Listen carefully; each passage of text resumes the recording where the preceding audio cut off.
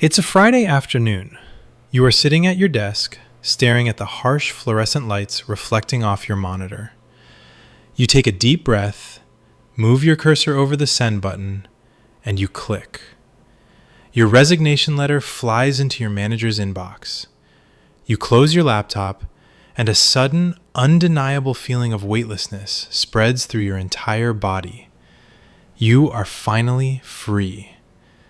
There will be no more pointless morning stand-up meetings, no more micromanagement from someone who doesn't even understand what you do, no more watching a corporation extract the lion's share of the value from your hard work. You have decided to take your side hustle full-time. From this moment forward, you are your own boss. You control your schedule, you control your clients, and most importantly, you keep 100% of the money you make. For the first few weeks, this decision feels entirely validated. You are sitting in a sunlit corner of a local coffee shop on a Tuesday morning, a time when you would usually be trapped in a windowless conference room. Your phone screen lights up with a notification. Your first major client has just cleared their invoice, $5,000, transferred directly into your checking account in one single lump sum. You stare at that number. In your old corporate life, to see that amount of money hit your account, you had to survive an entire month of alarm clocks, commuting through heavy traffic, navigating office politics, and swiping your badge. Now, it took you exactly 1 week of highly focused work. You quickly do the math in your head. If you can land just one of these projects every week, you are going to double your previous salary. You haven't just reclaimed your time, you feel like you have cracked the ultimate code to wealth. You walk up to the counter and order the most expensive pour-over coffee they have. You deserve it. But money is incredibly good at disguising itself. It sits quietly in your account, looking bright and available, tricking you into believing that every single cent of it is yours to keep. Several months pass, and the initial honeymoon phase fades into winter. This is your first tax season, navigating the world as an independent earner. You gather all your invoices, your receipts, and your income records, and you send them off to your accountant, fully expecting to pay your fair share and move on. A few days later, you open the reply email from your CPA. Your eyes immediately drop to the final number at the bottom of the page. Your heart skips a beat. You actually freeze. That number has to be a typo. Not only does it completely obliterate the budget you had set aside for living expenses, but it also wipes out the entire reserve fund you were keeping to expand your business. You immediately pick up the phone to call your accountant, ready to point out their massive miscalculation. And it is during that short phone call that you finally see the hidden, invisible architecture of the financial system you thought you had escaped. For your entire adult life, you believed your old employer was just handing you a slightly disappointing paycheck. What you couldn't see, hidden deep within the payroll system, was that your employer was actually acting as your financial shock absorber. When you were an employee, you only paid half of your Social Security and Medicare taxes. Your company quietly stepped in and paid the other half behind the scenes.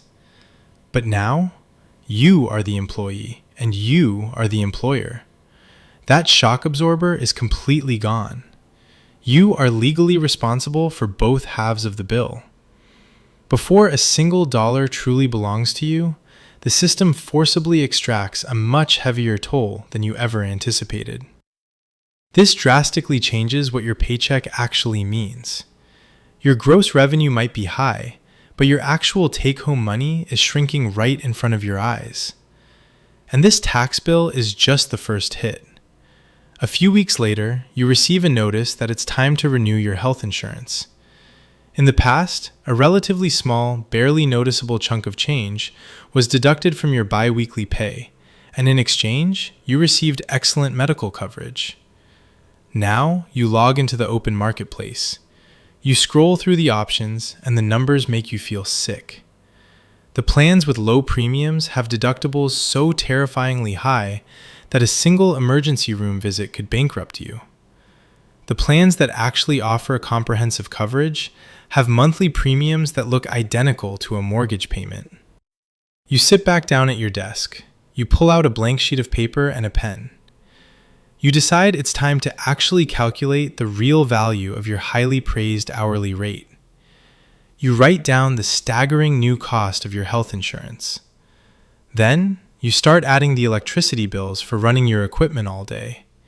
You add the high-speed internet. You add the monthly software subscriptions that your IT department used to cover. You add the depreciation of your laptop, which is currently running hot and will need to be replaced on your dime, not the company's. As you add up these numbers, a cold, hard reality washes over you. In the rules of our modern economy, the true financial value of a full-time job is often 30% higher than the salary printed on the offer letter. All of those hidden benefits, the employer matches, the hardware budgets, and the shared tax burdens, they formed a massive, invisible safety net under your life. When you proudly tore up your employment contract, you thought you were firing a greedy boss. In reality, you voluntarily walked away from that safety net. To maintain the exact same standard of living you had before, you must earn a substantially higher amount of money, purely to plug the invisible holes that the corporate system used to fill for you. This completely alters your risk profile and narrows your future options.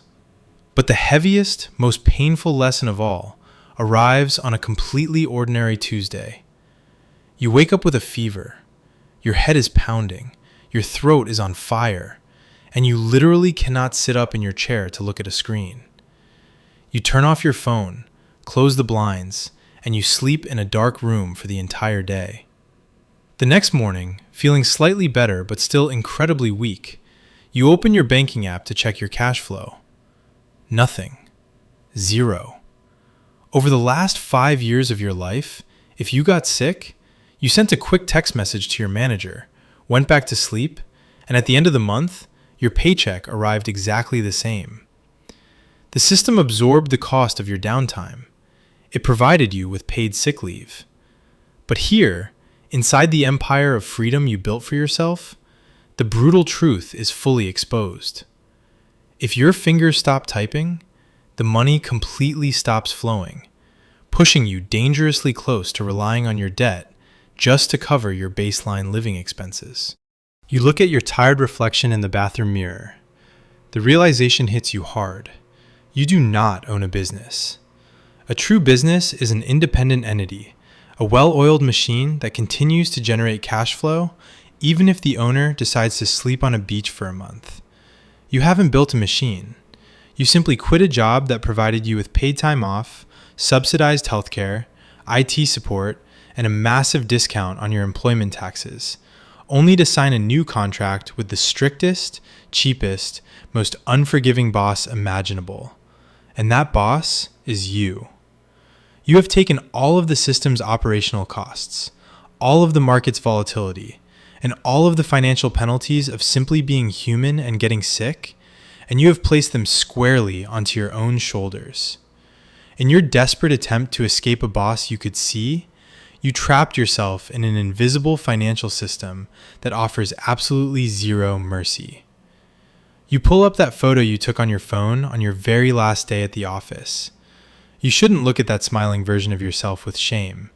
You were simply full of hope, looking for a way to gain control over your own life. You made a choice that made perfect sense with the information you had at the time. But now you know the rules of the game. True freedom isn't just changing the location where you sell your time. True wealth belongs to the people who figure out how to build systems that work for them, not the people who trade away all their security just to earn a slight premium on their hourly rate. You realize that your future doesn't depend on working harder as a freelancer. It depends entirely on changing the structure of how your money is made.